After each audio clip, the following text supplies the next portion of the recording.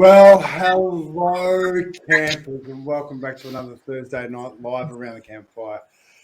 Tonight, it's a massive night for me and something that I'm very much looking forward to bringing to you. We're talking about fatherhood. And with us tonight, I have three men that I can honestly say that are in my heart and are doing a magical job in and around their work around fatherhood. So without further ado, I'd like to welcome each of them to the panel. Jon Craig from My True Legacy. How are you, mate? I'm well, Scott. Thanks for having me. Beautiful. Thank you very much. Can you give us a little bit of a rundown as what My True Legacy is? I essentially sit down and interview men on camera and talk about their lives, basically, as I attempt to do it just to remove the father role and speak to them as a human being and allow them to open up on camera. Ultimately, it's a gift to their family. It allows them to actually express more of who they are that maybe the family's never seen before, and create that connection. So, yeah, it's very rewarding, and Beautiful. And listen, thank you for that. And it's just a little disclosure. You're not a father at the moment. You may not be. Who knows what the future will hold? And yet tonight, I've requested you to be here for that purpose of sharing with us the knowledge you have because of the work you do. So thank you so much for joining us tonight. Thanks. Awesome. Jeremy Macvean, how are you, mate? Good, Jeremy. I love it. Jeremy is one of three co-founders of Fatherhood. He's also a consultant to Movember. Tell us a little bit about you, Jeremy. A lot like John, what we're trying to do with the Fatherhood is tell stories of modern fatherhood. So there's a lot of change going out there. Dads are much more involved in this generation than they were before, and involved in really different ways. And so John's getting it from the horse's mouth, and we try to do that as well. And on the-father-hood.com is the website, and tell those stories to inspire dads and to support them, because we're all in this together, so side by side. And through conversations like this, we can share stories and share perspectives and support each other through the process of the hardest job and the biggest job I've taken on as a man, and the most rewarding but the toughest. So we can do it together and shoulder the load together and share some stories and perspectives. So yeah, that's what we're doing. Yeah, fantastic. And you do it so damn well too, mate. So thank you for what you do. And I'm looking forward to bringing your insights into tonight's conversation. So thank you. Shorty from the Parents' Nest and the Real Dad Program and co-founder of the Business of Smiles. How are you, mate? Awesome, buddy. Yeah, really well. Thanks for getting me on the panel tonight. And guys, I'm really looking forward to having further chats, with John and Jeremy, just to unpack so many different things. It's so exciting. The Parents' Nest, yeah, it's a beautiful opportunity to be part of someone's journey as they transition into parenthood. My wife and I formed the Parents' Nest a little while ago. She's a midwife, Nat, and she teaches a beautiful course called Calm Birth, and it really unpacks the beliefs, the behaviors, conscious parenting. A lot of the stuff that they don't teach you, it really gets into the mindset that what she gets into to really look at, well, what is your belief around birth? What is your belief around parenting? And I saw, even though they go into conscious parenting a bit in the course that she runs, I saw a gap for dads, particularly new dads. Like as Jeremy said, it's a whole new venture that they step into. And so I created a program called the Real Dads Program, which stands for respect, emotional awareness, adaptable and loving. And we unpack that in so many different levels to really help the new dads transition into parenthood with confidence. And that's what, super excited about, and to share with some info about that tonight. And dad of three. So my stepdaughter Riley, she's 28. My daughter Lily, she's 14, and my Tiger, he's 11. So it's all systems go. Giddy up. Thank you, Shirley. Look, tonight's panel's being put together not by mistake. It's being put together for a purpose because it brings different perspectives to men that I know that do so much inside this space. And I'm really grateful for where we're going to go. Tonight, we're going to have a bit more structure than usual because I've got some questions I want to ask that I want to share. And so I'm going to start off the bat. We're going to start with, where am I? Here we go. Okay. So what has been the biggest lesson that you guys have had in regards to fatherhood? I'm going to start with you, please, Shorty. Really good question. My biggest lessons in regards to fatherhood, I think two big things is seeing it through the kids' lenses and what's going on from them rather than through my own set of lenses. And so, if something's come up, sit on the bed and actually look, see what they're seeing, feel what they're feeling, and just sitting there and listening. I think that's, for me, has been one of the best connection pieces to this date. And the other piece, the biggest lesson, is the awareness of my own emotional state. One of the things we talk about is adaptability. If I'm presenting or coaching all day, and then I go home with the same type of energy, it rattles everyone because it's like, go, problem solve. But if I take that energy into the home, it just wipes everyone out. To the fact where my stepdaughter Riley, she goes, Shorty, like, we're not your clients. Go and do your little process in the car. And I do my little process to change my hat, change my energy, to come in to go, who do I need to be right now? I need to be the awesome dad and the loving husband. And that shifting that energy allows me to adapt quicker to the environment that I'm about to walk into and be the best version of me in that environment. So they're my two biggest lessons. Yeah, I love that. How long have you been implementing them into your fatherhood so far? Oh, gosh. I've been very fortunate to be part of Riley's life for since she was 4, so 24 years. So at least a good half of that, so the last 14 years. And obviously since when Lily was born, really honed those skills in a lot deeper. Yeah, brilliant. And what has that added to your life? What's that added to my life is a lot of calmness, but more importantly, a deeper connection with the kids. It's just like, and you talk, Scotty, about before of like not taking your not taking your work stuff to home and home stuff to work before. And it's really being the biggest thing is being present, being present with the kids, being present with the wife, and just go, I'm here, and actually turning up. Yeah, brilliant. I love it. Thank you. Pleasure. Jon, same question. What has been the biggest lesson that you have learned in regards to fatherhood? Well, I guess I come from a different perspective in that I'm talking about my father and other people's fathers who are probably a bit older and in a different generation. But I think the biggest thing is that everyone's got a story to tell.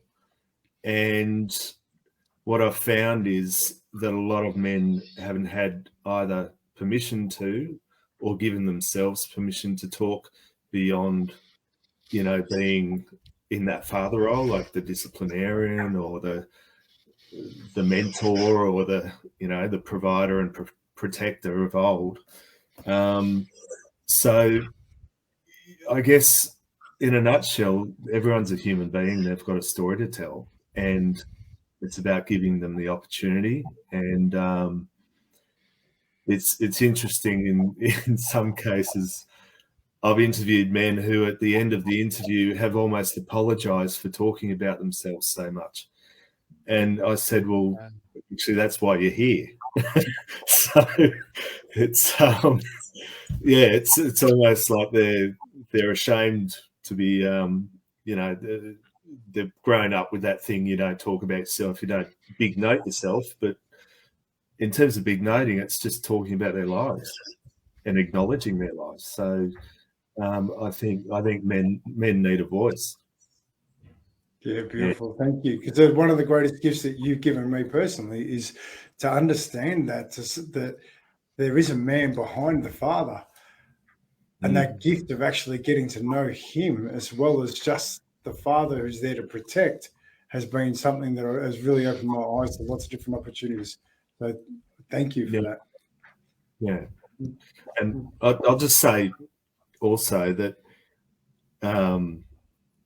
with myself coming in and talking to them, they give themselves that permission to open up. And so there is that. It's a real privilege to actually talk to them as a fellow man. So yeah, I love that. That's a pretty big lesson to learn, that men are men. You know, I really like that. Thank you. Thank you. Jeremy, what has been the biggest lesson that you've learned in regards to fatherhood? It's tough. 'Cause being the fatherhood's like a life lesson. It's constantly in the ring, learning a lot about yourself and life. So there's a lot to be learned every day. I guess if I was going to say one thing, it probably comes off that, and that is that change is a key word. Right? Change is the only constant, I think. And from the early days when you have your baby and patting it on the bum one way, gets it to sleep yesterday, doesn't get it to sleep today, and then they grow up a bit and it changes. Then if you're lucky to have a second kid, the game changes again, and relationship dynamics change. I've been through it, separation, so changes, and there's constant, and the kids get older, and yeah, so that's what I'd say. The biggest lesson for me is trying to be adaptable, trying to have your kind of things that you live by, your touchstones that your values and what you come back to, and what you want to be as a parent, and what you want to do for your family. Because that kind of gives you some stability in the context of stuff's changing every day. It's just like, it's crazy. And we're all making it up. Let's face it. We're all making it up as we go along. We don't know what we're doing. So we're doing our best in amongst a lot of challenges and a lot of change.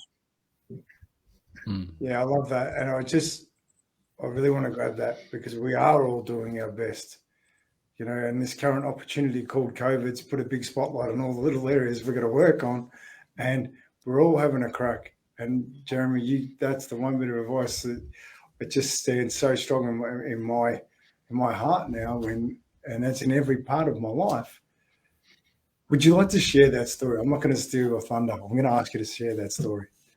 Yeah, you bet. It's important in my life as too, Scott. So I'm glad it's resonated with you. So where that came from for me, and it's interesting to hear what Shorty's up to, because generally women, when they become mothers, have lots of baby sessions. We did calm birth. It was fantastic. And I went to, within the hospital, one bloke session. And I was run by this guy. I mean, a bunch of dads-to-be sitting around. I loved it. You know, a couple of hours of a chat like this, sitting around talking about, because our bodies don't change. It's a really different setup. And for the 9 months, we're just getting on with our lives.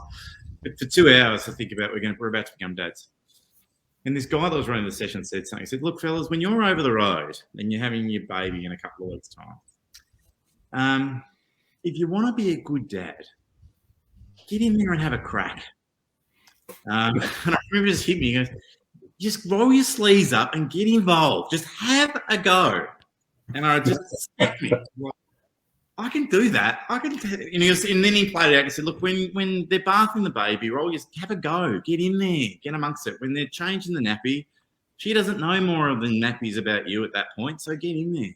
And by sort of having a go, it sets you up to learn as you go, and you probably learn things and fail on the way. But it's been a really strong principle for me to have a go at all the challenges, and I'll continue to try and do that with my daughter. I'm a lucky father of 3 girls. In the teenage years, when they come at us with new problems, it'll be like, I'll have a crack at making sense of what comes at me. And I love that, because it's something that I've taken on into my life, and I honestly just have a crack. What do you got to lose? And I think the key to fatherhood these days is this conversation.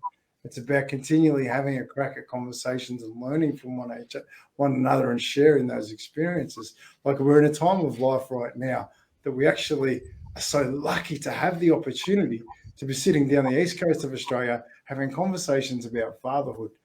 I can't imagine our fathers actually doing that.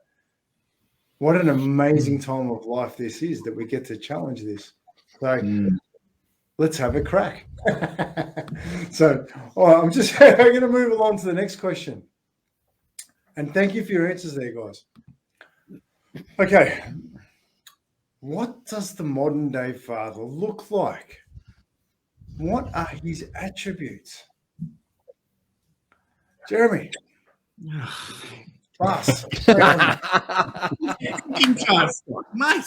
All right. The modern day father, diverse is the word that comes to mind for me. I mean, there's a fantastic diversity that's coming to the surface more. There's not a one version in terms of what a dad can be. There's all different shapes and sizes, culturally, relationship setups, all sorts of things that are coming in.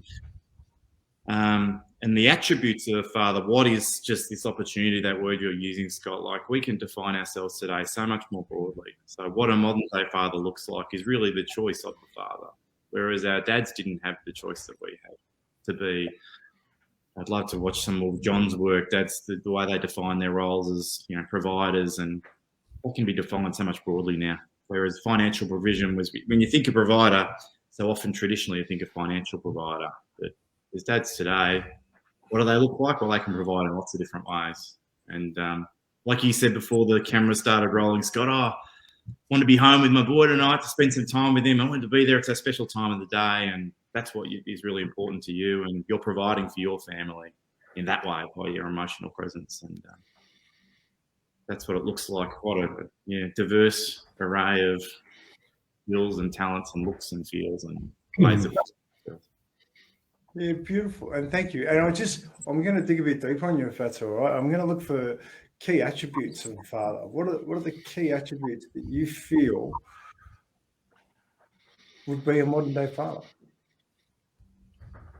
The first thing to mind for me, for key attributes of modern father, that presence that Shorty's talked about, I think that's really important, sort of being there. And self-awareness, I think, is really important. It's a tough thing. It's really tough, but that's also what comes to mind for me, mate. The being aware of, what you're bringing into the conversation, like Shorty's talked about, what you're bringing home with you, and your biases that you put on situations and that sort of stuff. And I think a lot that we do as modern dads, a lot of dads that we talk to in the fatherhood aren't making the most of the opportunity in working flexibly and being involved, because of their internal biases, the way they've been programmed. They kind of get in their own way a lot of the time. Oh, no, I have to be at work. But yeah. Well, yeah. And so, yeah, I think there's, kind of that self-awareness is a really important attribute, I reckon. Yeah, beautiful. I'm just going to pick that, because that voice in the head, or is it a voice that's, I have to be at work? Because that's something that we challenge. We're challenging it. Do we have to be at work? How can I not be at work? How can I be a father? That in itself has been an awesome gift to me. How are you seeing that being played out in your work at the moment? So the answer to that might be, I do have to be at work, because money's tight and things are tough. And so it's being aware of what environment you want to provide for what your values are, and what you want to do for your family, and then and assessing decisions and opportunities based on that. And just being able to be self-aware and kind of reflect on that and think, is that a decision I'm making, or is that a decision that the programming from generations gone by has sort of put into me, or societal expectations are putting into me? So you can make those decisions. But the answer might be, I do need to be at work. And that's another thing through COVID, when we're homeschooling, there's kids all over the joint. Sometimes you got to work, it's part of the deal. So we can't be 100% fathers 24 hours a day. It's a balancing act. So that is, again, to turn the knife for myself, with self-awareness at times is me to be self-aware that I need to work. I need to find my own time to be self-aware that I need to exercise to be a present dad. I need to do the stuff that's going to fill my cup up to be able to provide. So all these type of things, being aware of these things and thinking them through, and sort of what I'm getting out there. Yeah, brilliant. Thank you. And thank you for diving a bit deeper into that, because I think that's great. Like it's the self-awareness of being self-aware. We actually have to dive into that so that we can challenge our minds and see where we're at, which is just awesome. I know for myself with Oscar, I adore it. I love it, but he's very demanding of my time right now because he knows it's precious. He holds it precious. And that's my values that I want to uphold that. Geez, he holds me accountable to that. Sometimes it's, I've got to work, but how do I explain this? I need to do both in order to try and make it. I promise I'll give you my time. And tonight I haven't given him my hour of power, which has really hurt him, and it's, so I've got to work on that and explain that. So yeah, thank you for that. So Jon, this would be really interesting. I'm really interested in hearing your perspective, because I think but here's the thing, right? The modern day father is not just a 40-year-old man having a crack with some kids. Modern day father is still 70, 80 years old that's still got kids. He's having a crack at trying to learn his emotion. He's having a crack at trying to opening him up. You're gifting them that. You're gifted. So what is the modern day father of 70 to 80 look like that's changing? Gee, I was going to go on about what I observe in my friends, but anyway, share that. Yeah, well, I guess starting from that, like looking at my generation as and my friends, the job they're doing as fathers, and I think there's just a whole sort of more awareness and consciousness of the role of fathers beyond, what our fathers maybe provided. And as Jeremy said, it's very diverse. Like it's even diverse between the older generation, how they did it. But there seems to be that, I guess, not stereotype, but the way that they did it was a bit more hands off and absent, doing the outworking and all that sort of thing. Whereas I think the modern day father has to juggle a lot more. There's a lot more awareness of well, I can't just go to work and then go to the pub and then see my kids for 5 minutes before bed. So I think they're a lot more involved. But also with that comes a willingness, because the kids have more time with their fathers.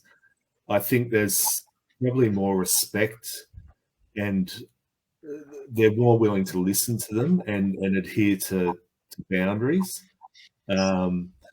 Because, I think in the past, if my father just told me something to do and then just disappeared, I'd do the complete opposite. But if you've got a father that's there, showing an interest, explaining why they should, maybe behave this way or whatever, I think it's just opened that whole conversation up and I guess more of a connection, and a not that rigid delineation between father and son. I think not to get to the friends level, but it's a more of a sort of a sharing of and a willingness to listen between the generations. So yeah, I mean that's where I come from with what I've observed, and with the work I've done, and I'm in men's groups, and I can feel that and witness it from the men I associate with. So I hope, as far as the older guys go, it's I think they're sort of relaxing more in their later years and being more willing to open up to their kids. And once they've retired and all those roles have dropped away, I think there's a real desire to connect with their children more, but they're not. A lot of them don't know how. So that's sort of, but they're doing their best and they're making an effort, and that's great. So what would you suggest to a guy who's 70 years old that actually, like he's learning how to reconnect with your experience and the work you do? Like, I adore it. I think it's one of the greatest things you can give somebody is you. And what would you suggest to a guy in his 70s that's just looking for that connection? What have you seen work? Well, funnily enough, like I was telling a guy the other day what I did, and immediately, like, he jumped on his phone and texted his father and said, "I want to catch up with you and go away for a weekend and get to know you at a deeper level." And I don't know the outcome of that. I kind of left after that, but what I tried to do with my father was, and I didn't get round to it because he unfortunately passed away suddenly, and that's what sort of drives my work. That either the father can initiate it, or the child, or the son or daughter can, but just say, "Look, Dad, I'd love to take you to lunch or away for a weekend, and let's just have a chat. Let's just get to know each other." And I think for the fathers of that generation, I think it would benefit them greatly just to be open to that and not be afraid of it, and just welcome it as a bid for connection from their kids, and not, they don't have to be, as I said, afraid of it. It's just like it's so rewarding for both parties to be able to do that, and until they do it, they don't realize. So I just encourage, from both generations to make that effort to try and connect, because unfortunately you just don't know how long they're going to be around for. So that's awesome, and I really appreciate that, because it's it's a tough question, and it's, I think your insight there is awesome. So thank you. Thank you. I've got a phone call to make, John. I'll just be back in a minute, all right? Just send a text. Let me know how it goes. Tell him.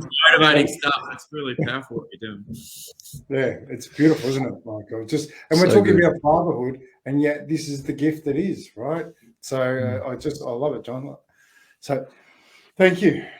Jeremy, you can make that phone call, mate. John, what does the modern day father look like in your home? I think both Jeremy and John have covered it so well. I think, as Jeremy said, of guys are just get in there and having a go. There's no manual, there's no roadmap, there's no, IKEA step 1, step 2, step 3. It's just, you just got to get in, hands dirty, the whole bit. And I think fathers of today are doing that, and they're asking for more help. You see the beautiful men's groups and fathers groups on the rise, which shows that there's help required. But I think fathers of today are putting their hand up and becoming more vulnerable to go, hey, how do I do this gig? I need help. Like, what do I do? How do I do it? And I think that is a representation of the amazing support groups that are out there at the moment. Jeremy said awareness, and so John, like, that awareness factor is huge, of one's self-awareness to find out what's happening for the father, but also their surroundings as well. How's the mother, how are the kids, what's happening there? And that, Adam made a really good point on the chat here, of actually how much we actually do as fathers, the juggling act, because, as John said, we don't, as fathers, go to work, go to the pub, and then see the kids for 5 minutes at home. It's we're there, we're involved, we're a lot more active, and I find this generations a lot more active than maybe past generations. So I think it's had a big transition and big transformation, and some of those attributes are the vulnerability, are the asking for help, are the self-awareness, are the involvement, and I think, but that also then can play an added stress. And sometimes as guys, we love to internalize it. Well, speak for myself, internalize it. And then that's where the importance of men's groups and fathers groups are so vital right now. Just so, like in Jon's case, so we can get it out and you can actually tell the story and tell what's been happening in your world. Yeah, beautiful. Thank you, Shorty. So well put. If it's all right, I'm going to put a little bit for me what a modern day father looks like as well, because it's something that I'm so proud of the men at the moment in all aspects of life.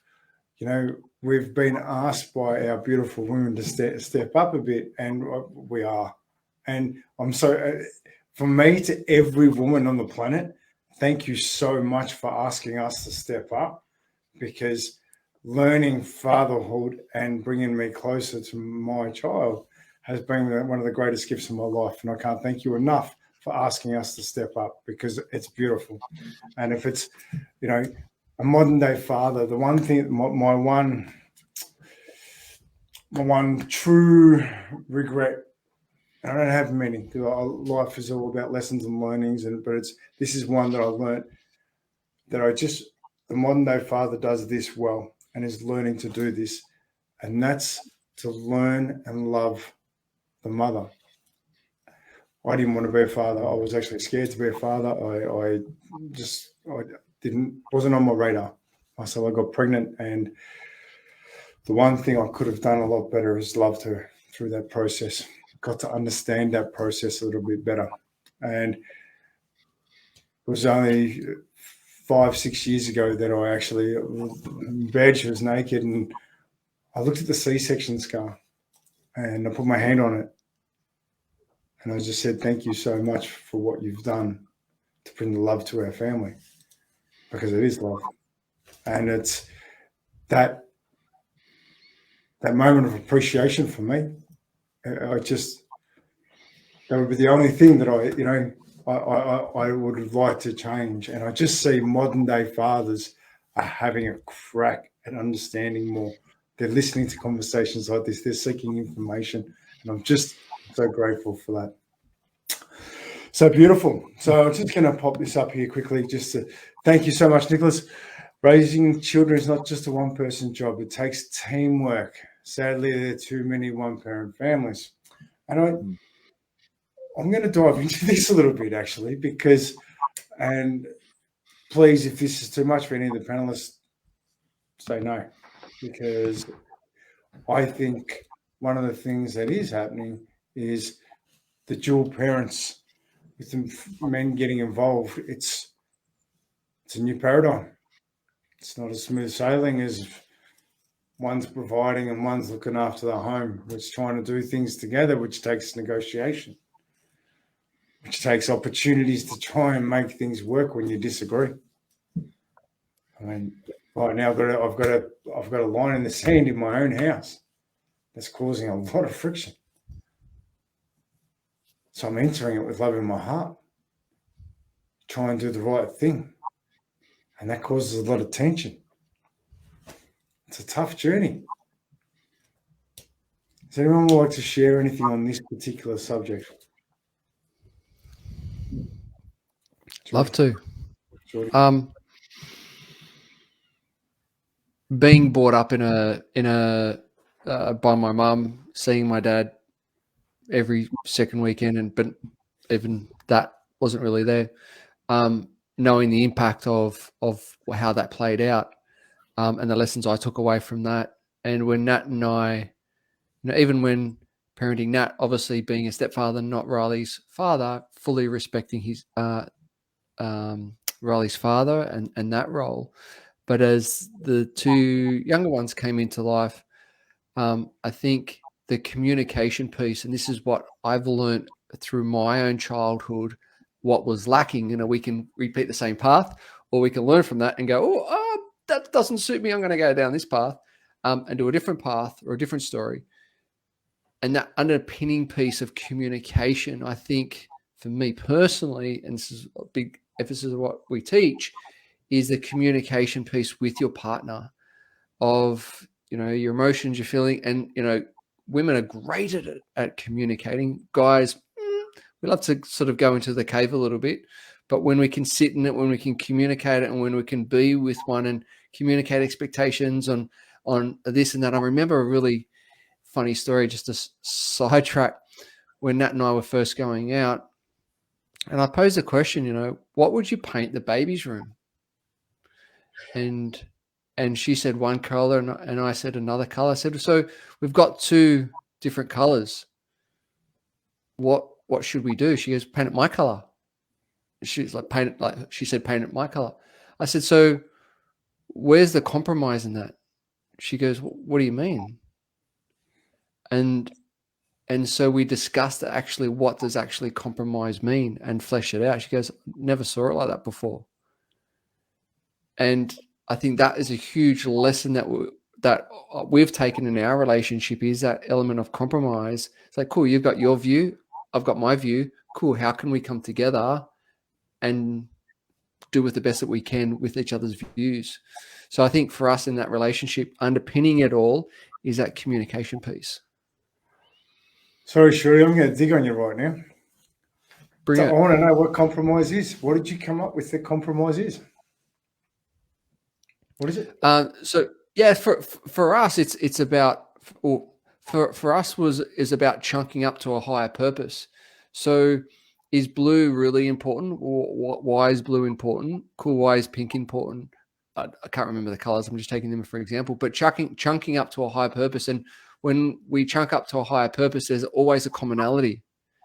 And then coming back from that is like, cool. If you look at the colors, so what would green look like? Yeah. Now, how does that sit for you? How does brown sit for you? I could do that. Could you do that? I could do that. Yeah, cool. We've got some commonality. We've got some compromise. But by chunking up to a commonality and a higher purpose, we come together. And that's the most, what I believe is the most, and because we get stuck in the shit and the crap, but when we chunk up, we're always here for a higher purpose.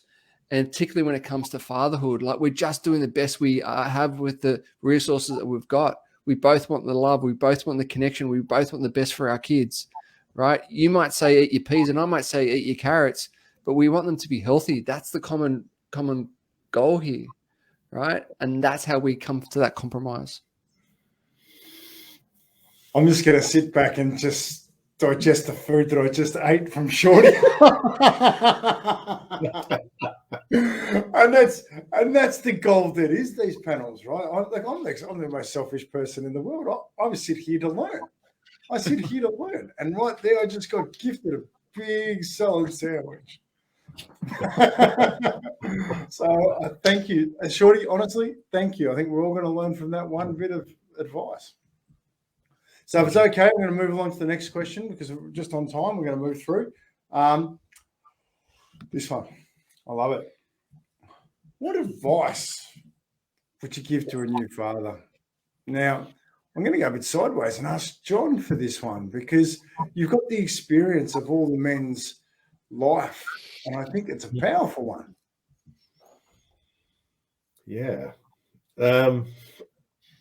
Advice. It's interesting me not being a father, giving a father advice, but anyway.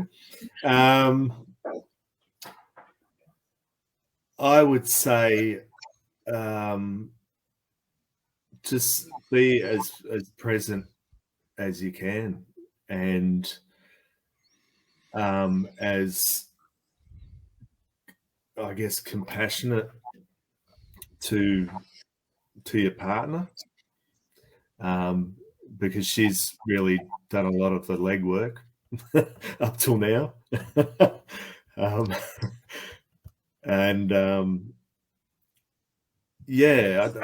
think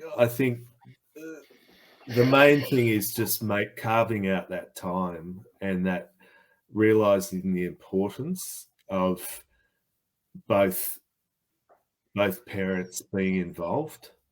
And I guess that carries on further. Unfortunately, as we were just discussing, it may not work out that way, but particularly as much as possible, just that support of your partner, and the realization that you're both floundering to a certain extent, and you're just wondering, what to do with this human. So I'll just go read the question again. So I appreciate this would be quite hard for you because, as you say, you're not a father. But it doesn't mean that you don't have experience in this field, and that's the most beautiful thing about this conversation. Is it's different perspectives that bring us to the table to have a conversation, and that's why I love it. I just think it's one of the biggest responsibilities you can take on, apart from providing for your family. So it's recognizing that and just stepping up. And you're going to struggle, but talk through it, either with your partner or someone else, and get some perspective on it. And I think it's just, we're all busy these days, but it's also just prioritizing, that importance of particularly, in those first couple of years, to try and be around as much as possible and learn together. Beautiful. Awesome. Thank you. Jeremy. Hello, mate. What advice would I give you, Dad? I reckon it's tough out there. It is messy. It's a shit show. Can I say that language? It's tough. And in the one thing we've sort of touched on in this conversation is previous generations didn't have the breadth of opportunities, but their scoreboard was clear. You kind of do job X and you do job Y and you're doing a good job. On Friday night, you can have your beer and go, tick. Whereas at the moment, I don't know what the scoreboard even looks like. It's complex. And as humans, we can be hard on ourselves, and becoming, like Jon said, it's a really important responsibility that we step up as dads and take and look after these kids and provide for them. So we put a lot of pressure on ourselves. So coming to my answer would be kind. Be kind to yourself,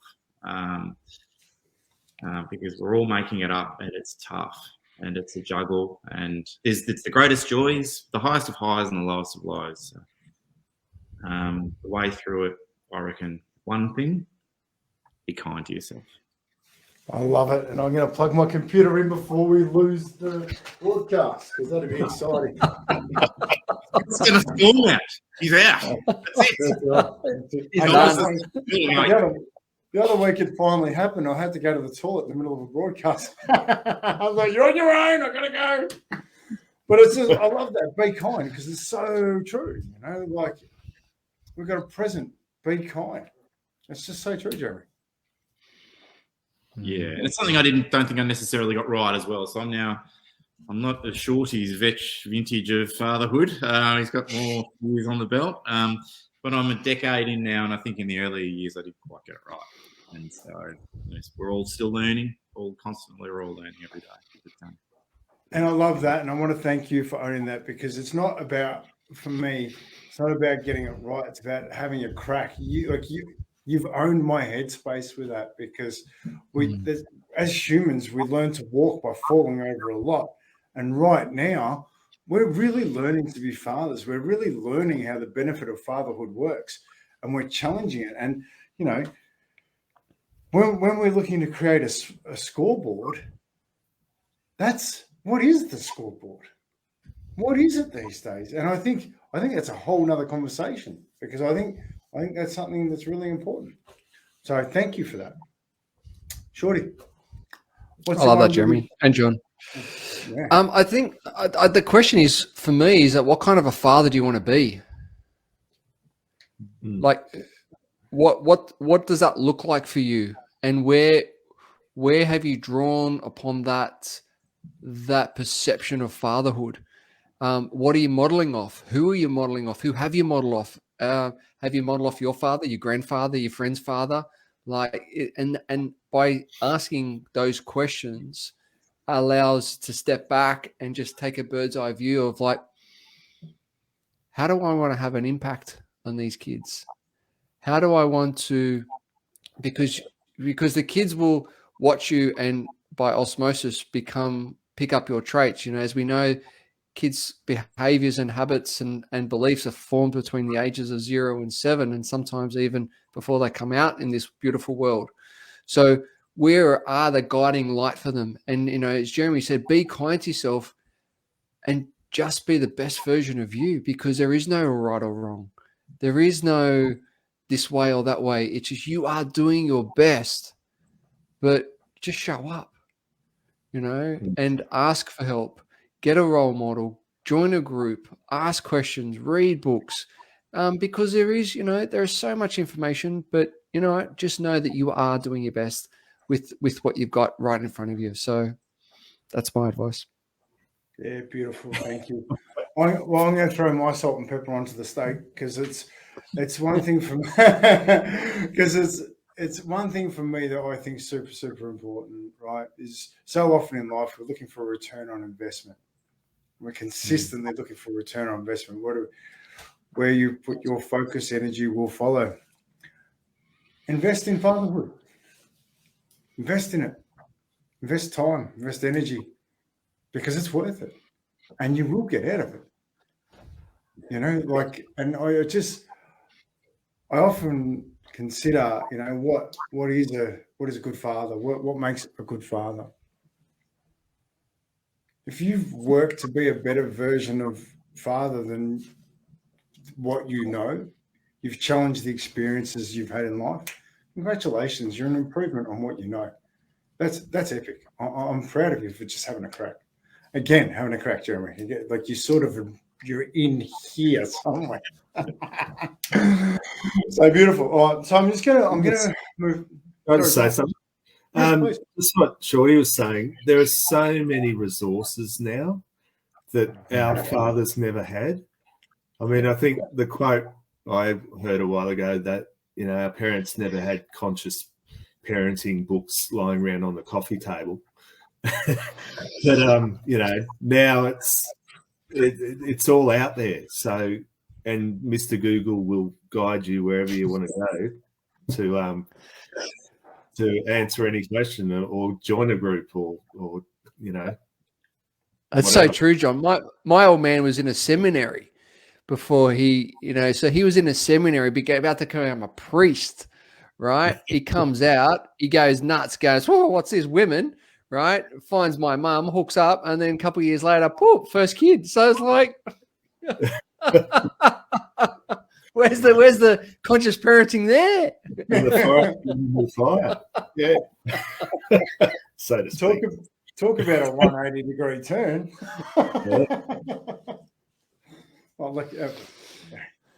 I love women. I don't blame him. I've got to be honest. I think they're beautiful things. So, well, I've got a few questions to get through tonight, and I want to give as much as we can to people. And I love this conversation. So, this one's going to be an interesting one. What would you suggest a son or daughter do to re-engage with their father? What could they do to re-engage? Because we're looking into our generation. That what could we do to re-engage? I'm going to start with Jeremy. Bus under. I've got one. I'm okay on this one. With the fatherhood, I was lucky enough to interview someone called Madonna King, who wrote a book, Fathers and Daughters. And I'm going to twist it. I'm going to turn it around. But her advice for fathers to connect with daughters was to have a common interest or two that you connect over for a long period of time. It might be a love of Justin Bieber, cricket, whatever is your thing. Have your thing and catch up regularly for a cup of coffee or a hot chocolate and spend regular time. But importantly, have a point of connection. And her belief was that would be enduring. They'd have time to go through their teen years where they'd sort of leave the nest, but they'll come back to you on your point of connection and your shared interest and passion. And that makes a lot of sense, I think. Intuitively, it kind of makes sense from a father's perspective. As I go through the teenage years with my girls, I'll be thinking, I'm a netball coach. There's a reason for that. I reckon I'd flip it the other way. And so to answer the question across the bottom of the screen, and what we just started to do to re-engage their father is find that common interest point. Find something that your dad might be into that you can share with them as an experience. And a lot of what the work that I do with Movember, they talk about men having side-by-side conversations, less face-to-face stuff. So if your dad likes fishing, well, you get him into fishing, and you never know when you're fishing side-by-side, some stuff might pour out that comes onto John's camera every now and again. So I'm trying to get my dad into cooking at the moment. Is one thing I'm trying to do as an example of that. And that's what I reckon. This guy, this sort of chef guy that's online, he swears like a trooper. He's unreal. He does really simple, basic cooking, and I think he's hilarious. And my dad and I have been doing his bolognese and his minestrone as a shared thing that we could do together as an example to try. And that's what I'm having a crack at to try and connect with the old man. Oh, I love it. I love it. No, that's gold, because that's for me, it's exactly the same. Yeah, it's create a common interest, but more importantly, if you get the opportunity to learn something together, so that you actually have a growth moment as well. So then you've got that common interest can expand when you go and learn something. So if you can find something new to try, that's going to be a common interest, and have a crack at that, then I think that's where it's a great opportunity to do things. So thank you, Jeremy. John? I think it depends. Like, there's always different levels of maybe. I don't like to use the word estrangement, but if there's a real issue and they're not talking at all, through to there's just a misunderstanding or whatever, I think what I've learned is, for men, and particularly as fathers, they just want to know they're doing a good job, and like they have done a good job, and that you're appreciative of it. So even if they just say, look, I just wanted to say thank you for, and it kind of, it opens them up to the possibility of healing anything that's, potentially simmering underneath. But at the end of the day, I think the love is there, and, it's just been, put to the side or over some silly, detail that's gone on in their lives. But also, I guess it's just a wanting to spend time with them, because I think a lot of children, especially with kids, in terms of these older guys, they're not seeing a lot of their, well, particularly now with the COVID thing, but that's just a bigger example of what normally goes on, in that, the kids are so busy with their lives that they don't think about engaging with their fathers. And believe me, it'll be too late when they're gone. So it's just really carving out that time and making it a priority, and just starting with thank you. And then, it's got to come from the generation under. I believe I had to do that with my father. I had to break the ice, and that just opened the whole, ball game up, so to speak. But yeah, it's just a willingness to go there and say what's in your heart, I think, at the end of the day, and let bygones be bygones if that's the issue. Yeah, so beautiful. Because it is that I know the difference it made to my life doing that. And it's been quite significant. And I'm actually, there's a question that's coming which I'm going to jump onto in a second. Shorty, do you mind? What do you suggest to a son or a daughter that wants to re-engage with their father? I think I think both Jeremy and John have really hit the nail on the head. Is that common interest, is that reconnection. And I think one of the biggest things I learned from you, Scotty, is the genuine thank you, and coming from that heart space. Like you are the king of thank yous, right? And and coming from that love space and but having it with context, which you share so well, of why are you thankful? What is it that you are giving thanks for? And how has that impacted you in your life? And I've done this a couple of times with Dad, and like we start welling up and crying. It's just a beautiful moment of giving thanks, because majority of the time we're not used to receiving it. But when you come from that heartfelt space and you can give thanks and the reasons why, put some context around it, the bond is absolutely beautiful. And to have it ongoing, then, as Jeremy said, choose that interest or whatever it is. Yeah, that's my take. Yeah, I love that, and thank you for bringing that up, because it's one of the greatest things in my life that I love to do, is to give thank you, but with a context, because it just, thank you so cheap these days. Thank you, I'm out of here. Thank you, I'm out of here.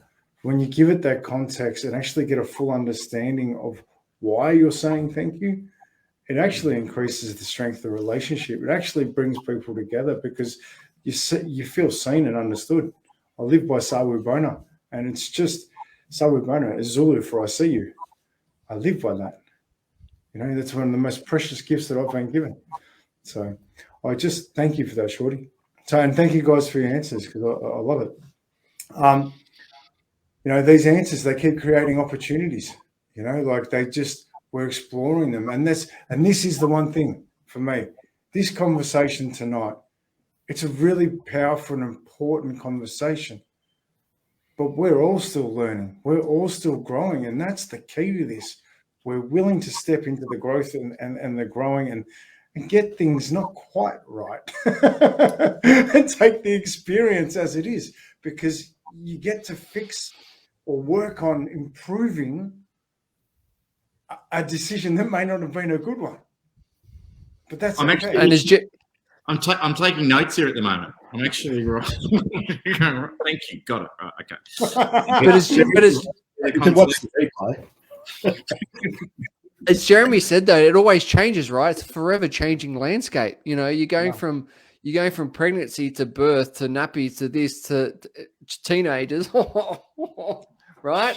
To adults, and it's a forever changing landscape. So as a father, you are forever changing, but you are forever changing on how to communicate, how to adapt, how to it's like the reconnaissance mission's always like being upgraded. It's just like,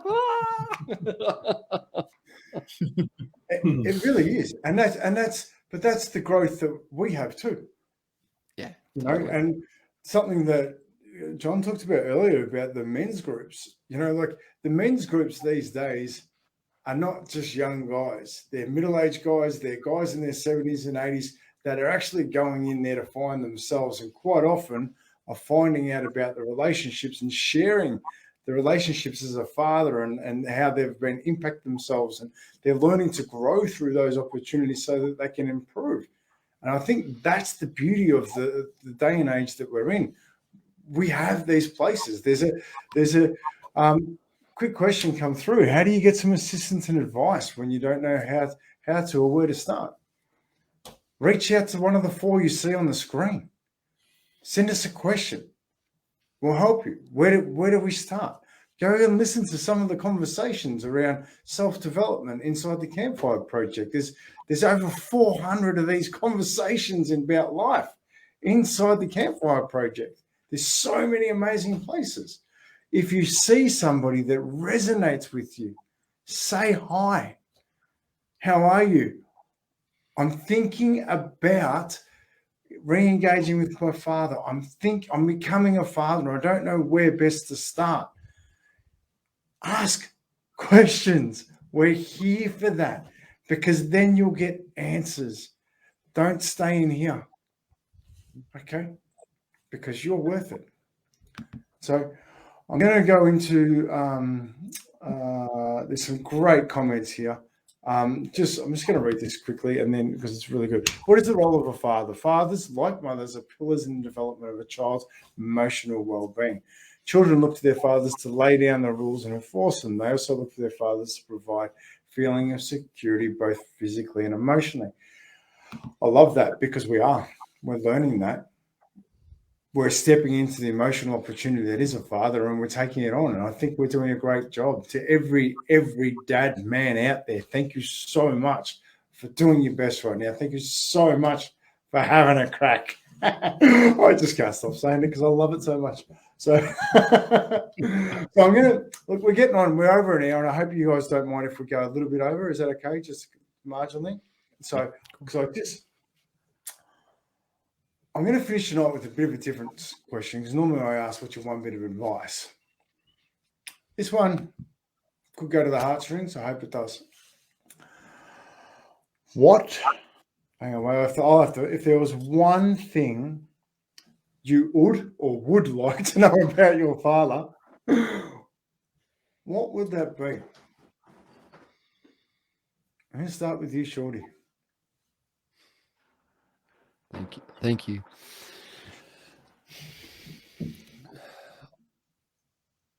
I would like to know more about my father's upbringing and his family. I don't. That's what it's still a mystery. Still a mystery to me.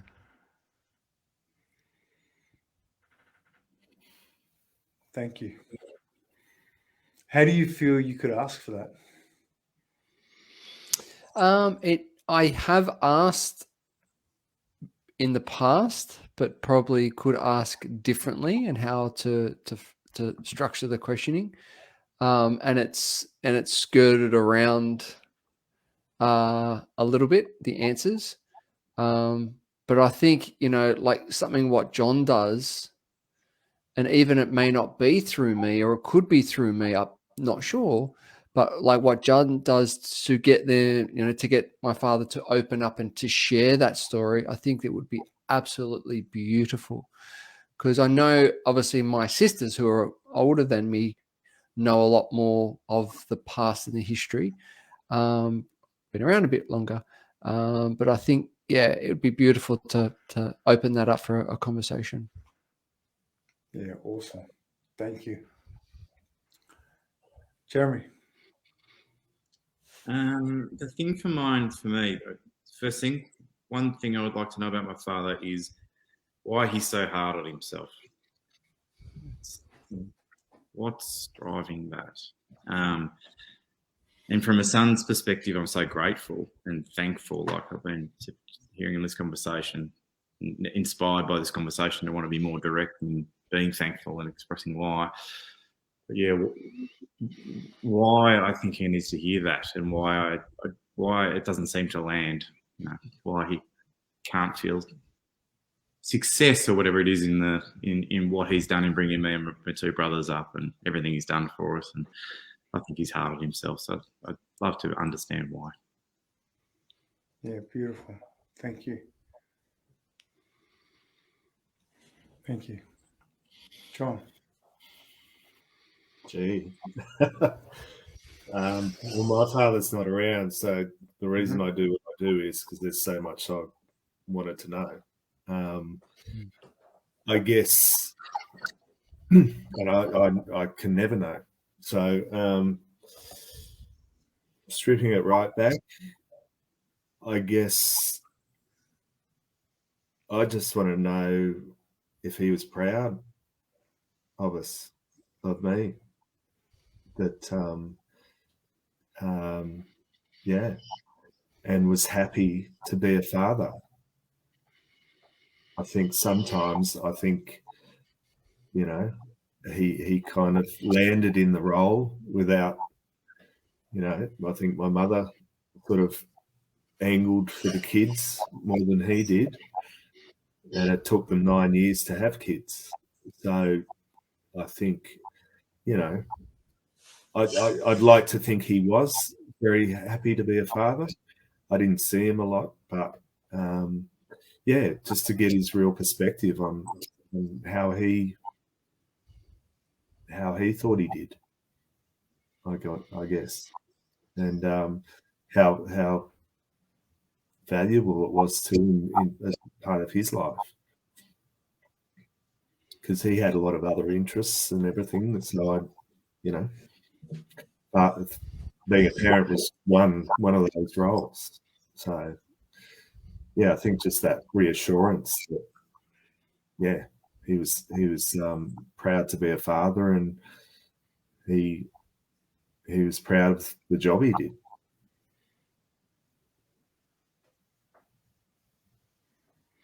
I'm really sitting in this at the minute, John, because I can feel it.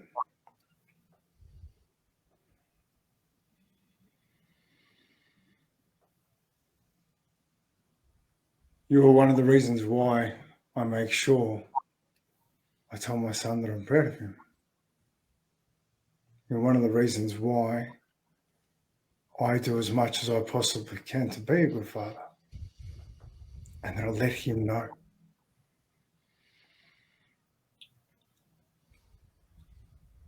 I'm proud of you, mate. I'm really proud of you. You're an amazing man that does amazing work, and I can't thank you enough for what you bring. You're gifting us your story so that we don't feel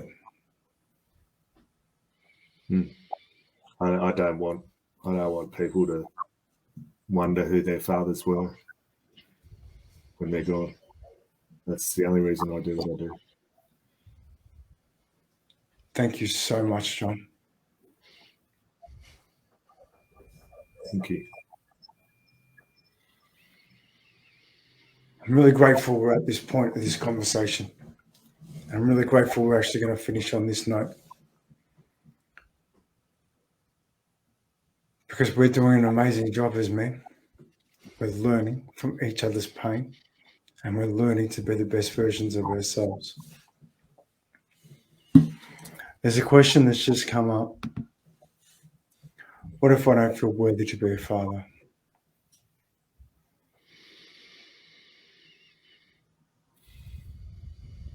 You've been gifted the opportunity of being a father. It's not easy.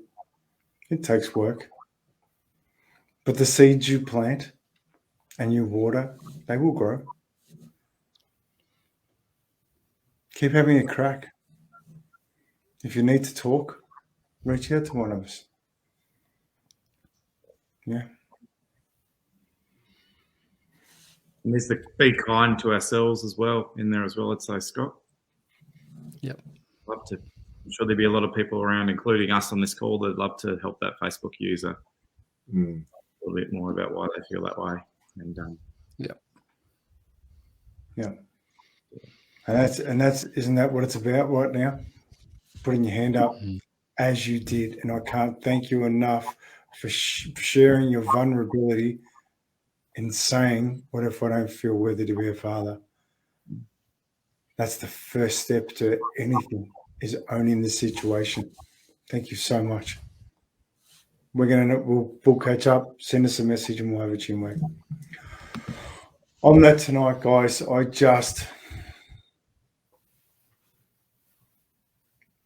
so grateful this panel is here. I'm so grateful that we're a part of the Campfire Project and that we have these conversations. Campers, this is what it's about. This is how we create the opportunities in life, by listening, learning, and growing. Each man you see here on the panel tonight has learnt something from each other, and we're all doing amazing work inside our own work, and we're still here to learn. Thank you so much for being a part of the Campfire. Thank you so much, John. Thank you so much, Jeremy. Thank you so much, Shorty. Have a fantastic. I love it. And so, and that's listen, we'll be back next week. I can't wait. I think we're going to dive into this again another night because there's so much more to gather. So, thank you, everyone. Have a fantastic night. Thanks, guys. Thank you, everyone. Where's that button, Shorty?